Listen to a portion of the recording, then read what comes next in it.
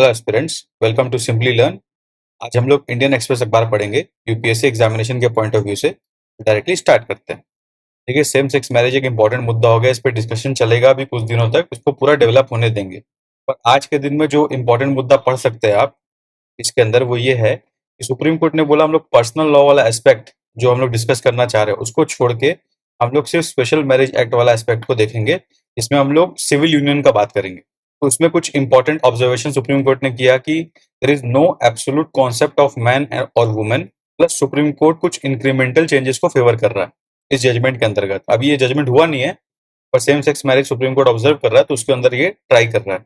तो उन्होंने कुछ ऑब्जर्वेशन किया। सुप्रीम कोर्ट ने कहा कि जो सेम सेक्स मैरिज का इशू है उसको हम लोग को इंक्रीमेंटल मैनर में ऑब्जर्व करना चाहिए और सोसाइटी को अलाउ करना चाहिए और पार्लियामेंट के परसेप्शन को अलाउ करना चाहिए कि वो इवॉल्व करे over a period of time.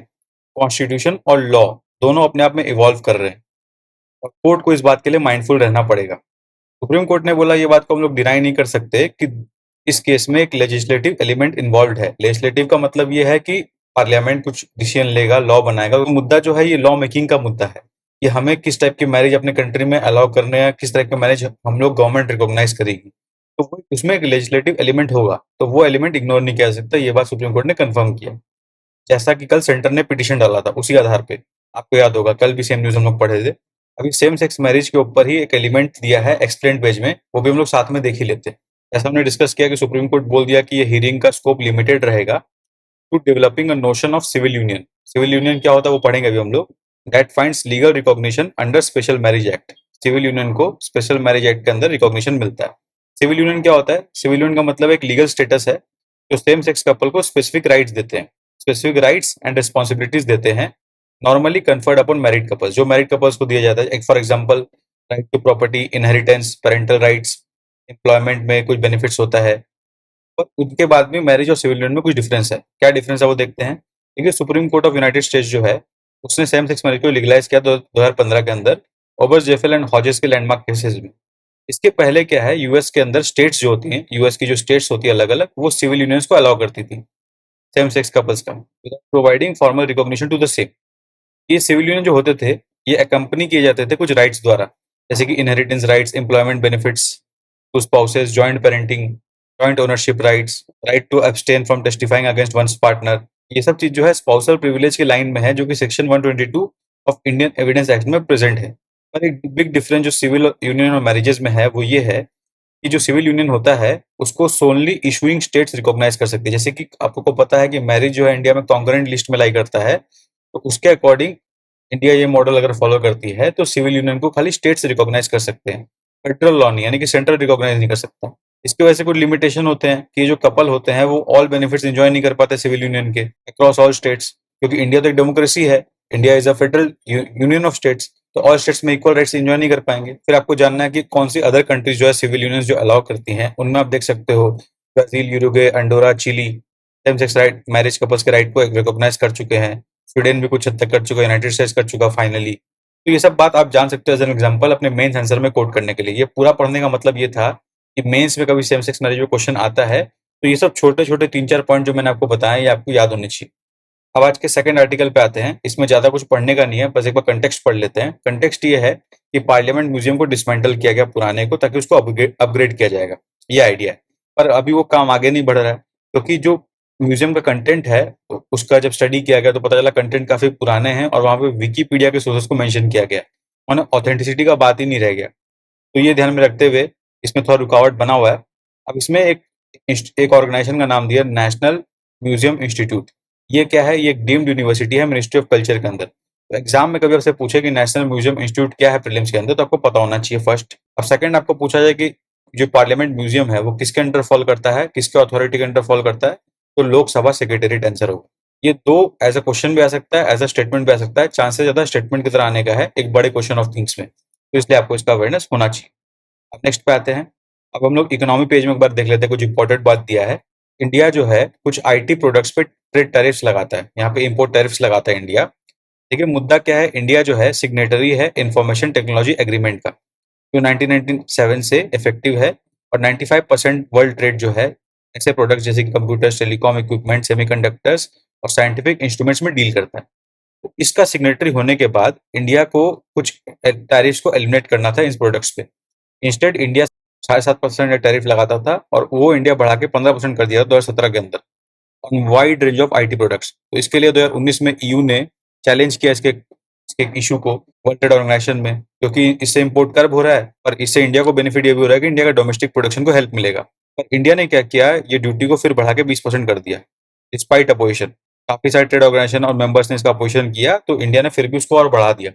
अभी रिसेंटली डब्ल्यूटीओ का डिस्प्यूट सेटलमेंट पैनल का एक रूलिंग आया है जिसमें जिसमें इंडिया का जो इम्पोर्ट ड्यूटी है उसके अगेंस्ट बताया गया, बोला कि ये अलाउड नहीं है, दिस इज रॉन्ग। तो इंडिया ने अपील फाइल करने का प्लान किया है। तो ये हो गया पूरा कंटेक्स्ट। ये कंटेक्स्ट अगर आप समझ गए तो एग्जाम के लिए इंपॉर्टेंट क्या है। एग्जाम के लिए इंपॉर्टेंट है कि इंपोर्ट ड्यूटी इंडिया लगाता है आईसीटी इंपोर्ट प्रोडक्ट्स पे। ये फर्स्ट डेटा हो गया इन्फॉर्मेशन का। पर इस इंपोर्ट टैरिफ लगाने से भी इंडिया का जो ये पीएलआई स्कीम है जिसमें वो इंसेंटिवाइज करती है प्रोडक्शन लिंक्ड इंसेंटिव के माध्यम से मैन्युफैक्चरर को, उसमें कुछ ज्यादा बेनिफिट भी नहीं हुआ है। ये सेकंड हो गया अवेयरनेस का बात। थर्ड, आपको जानना होगा कि इंडिया सिग्नेटरी है इंफॉर्मेशन टेक्नोलॉजी एग्रीमेंट का। ये 3 बात प्रीलिम्स के हिसाब से इंपॉर्टेंट है, और जो बाकी चीज हम लोग ने पढ़ा वो कंबाइंड करके विद डेटा ये सब चीज जो है आप मेंस के आंसर में लिख सकते हो, कभी ऐसा क्वेश्चन आता है तो। देखिए, कल हम लोग हीट वेव्स के बारे में बात कर रहे थे, तो आज एक इंडियन एक्सप्रेस ने भयंकर एक बढ़िया सा ग्राफ बना के दिया है कि इंडिया में टेम्परेचर कैसे वेरी कर रहे हैं अक्रॉस द कंट्री। तो उसमें उन्होंने बताया कि एवरेज देखिए 40 to 44 डिग्री सेल्सियस टेम्परेचर पहुंच गया है काफी सारे रीजन्स में, उसका जानकारी दिया है। ये टेम्परेचर अबव नॉर्मल टेम्परेचर्स है। तो ये कंडीशन बताया जो हम लोग कल बात कर रहे थे आईएमडी का, कि कैसे हीट वेव अनाउंस किया जाता है। तो ये आप लोग फिर एक बार रिवाइज कर सकते हो अभी के अभी, अगर आप कल नहीं किए तो, कि कोई स्टेशन का टेम्परेचर अगर 40 डिग्री से ज़्यादा पहुंच जाता है प्लेन एरिया में तो हीट वेव माना जाता है। फिर 30 डिग्री से ज़्यादा पहुंच गया हिली एरिया में तो हीट वेव माना जाता है।